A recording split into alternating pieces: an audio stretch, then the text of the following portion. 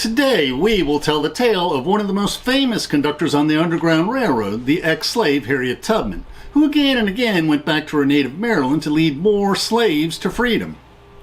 Harriet Tubman was born a slave in Maryland in the 1820s, often beaten and whipped by her overseers, causing permanent scars. When she was a little girl, an overseer threw a heavy metal weight at another slave. It bashed her skull in instead. This injury caused dizziness, pain, and spells of hypersomnia, or excessive sleep, that lasted all her life. Soon after her injury, she started experiencing strange visions and vivid dreams that she interpreted as messages from God due to her Methodist upbringing. Harriet Tubman was illiterate, and unlike many who escaped slavery, never learned how to read and write. She shared her experiences with Sarah Bedford, who wrote her early biographies. Harriet Tubman remembers, "I grew up like a neglected weed, ignorant of liberty, having no experience of it. Then I was not happy or contented. Every time I saw a white man, I was afraid of being carried away. I had 2 sisters carried away in a chain gang. One of them left 2 children. I think slavery is the next thing to hell. If a person would send another person into bondage, he would, it appears to me, be bad enough to send him into hell if he could." Their white owners were always distrustful of their slaves, always suspicious that they would be plotting to escape. Harriet remembers that on the plantations, slaves must not be seen talking together. Their communication was often by singing the familiar hymns, telling of the heavenly journey to the land of Canaan and freedom. "When that old chariot comes, I'm going to leave you. I'm bound for the promised land. Friends, I'm going to leave you." When Harriet Tubman's master died, many of his slaves wondered, would families be split up on the slave auction block? Or would they eventually be sold to a cruel master who owned hundreds of slaves in the Black Belt, the new plantations from Georgia to Alabama? Harriet Tubman heard her interior voice whispering, "Arise, flee for your life." In her visions of the night, she saw the horsemen coming, and heard the shrieks of women and children as they were being torn from each other and hurried off no one knew whither. Later she would gain the reputation as a Moses of her people, bringing them back into the promised land of freedom. But on her initial escape, Harriet did not know the way. She just knew to start walking north, trusting in the Lord to lead her. Her brothers started with her, but the way was strange. The north was far away, and all unknown. The masters would pursue and capture them, and their fate would be worse than ever before. And so they broke away from her, bidding her goodbye, and they hastened back to the known horrors of slavery, the dread of that which was worse. Harriet was determined to reach the promised land of freedom. She remembers, "I had reasoned this out in my mind. There was one of 2 things I had a right to, liberty or death. No man shall take me alive. I should fight for my liberty as long as my strength lasted, and when the time came for me to go, the Lord would let them take me." Day after day she hid. Night after night she walked northwards. Either by her native cunning or God-given wisdom, she applied to the right people for food, and sometimes shelter, though often her bed was the cold ground, and her watchers the stars of night.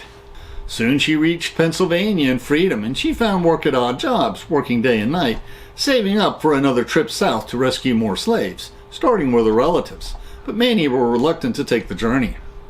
Suddenly and mysteriously, she appears some dark night at the door of one of the cabins on a plantation, where a trembling band of fugitives, forewarned as to time and place, were anxiously awaiting their deliverer. Then she piloted them north, traveling by night, hiding by day, scaling the mountains, fording the rivers, threading the forests, lying concealed as the pursuers passed them. She carrying the babies, drugged with paregoric, in a basket on her arm. And paregoric was an opiate. The way was so toilsome over the rugged mountain passes that often the men who followed her would give out, and footsore and bleeding, they would drop on the ground, groaning that they could not take another step. Then the revolver carried by this bold and daring pioneer would come out, and while pointing it at their heads, she would say, "Dead niggers tell no tales, so you go on or die." And by this heroic treatment, she compelled them to drag their weary limbs along on their northward journey. And later she proclaimed that she never lost a passenger on her Underground Railroad. After spiriting so many slaves to freedom, a massive bounty of $40,000 was placed on her head, which is equivalent to many hundreds of thousands of dollars in today's money, enough to buy hundreds of slaves. If she had been caught, she likely would have been lashed with 100 lashes bleeding out. She likely would have died from the punishment. She was bold. She would go to the market pretending to be an old woman. Once she brushed past one of her old masters. Before the Civil War, she made 19 trips to Maryland to rescue more enslaved relatives and slaves on other plantations. In this account, she remembers she rescued 300 souls from slavery, while other accounts say close to 100. In 1850, to try to save the Union, Congress passed the Fugitive Slave Act of 1850, which permitted slave owners to pursue runaway slaves anywhere in the country, requiring that citizens of free states cooperate in this hunt. This meant that Harriet Tubman escorted her escaping slaves over the border to Canada, the new land of freedom. In our Yale lecture notes, we reflected on Harriet Tubman assisted with a Northern Union military raid on the rice plantations on the South Carolina coast, where 700 slaves were rescued on steamboats. During the Civil War, she served as a Union scout and spy and helped nurse many soldiers and runaway slaves back to health. Since Harriet Tubman had no official title or salary during the war, she received only a minimal pension. She eventually purchased a farm in New York and continued to take in boarders.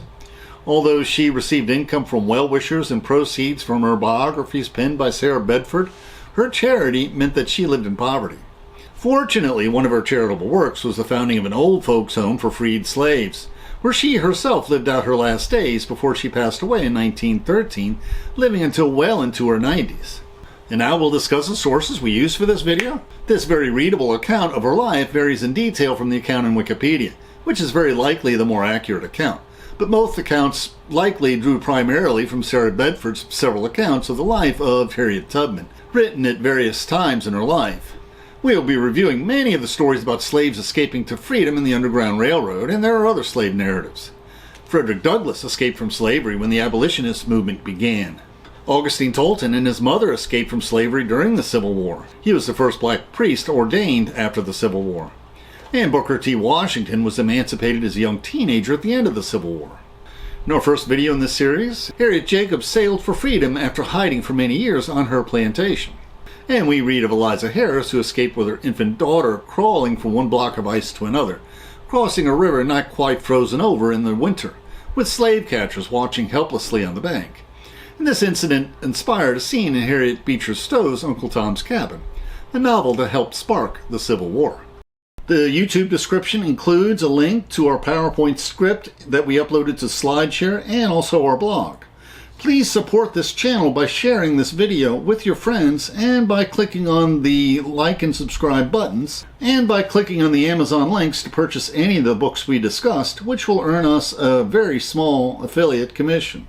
And please consider becoming a patron of our channel. Plus, we will host special discussion groups for our patrons.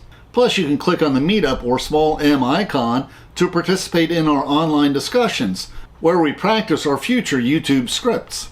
And please click on the links for other videos that will broaden your knowledge and improve your soul.